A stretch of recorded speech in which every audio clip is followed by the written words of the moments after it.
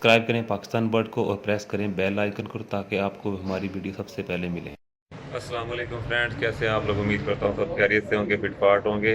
अच्छा जी, आज मैं वीडियो पोस्ट कर रहा हूँ वो है फॉस्टरिंग के बारे में, क्योंकि बहुत सारे दोस्त ऐसे हैं जो रिंग नेक के चिक्स पालते हैं और सबसे सेंसिटिव म्यूटेशन है येलो की, जो कि ज़्यादातर एक्सपायर हो जाते हैं हैंड फीड कराने की वजह से, क्योंकि ये बहुत सेंसिटिव म्यूटेशन है। इसलिए चाहिए कि आप इसको खुद ना पालें और पेरेंट्स से ही बड़े करवाएं, पलवाएं, रेस्ट करवाएं।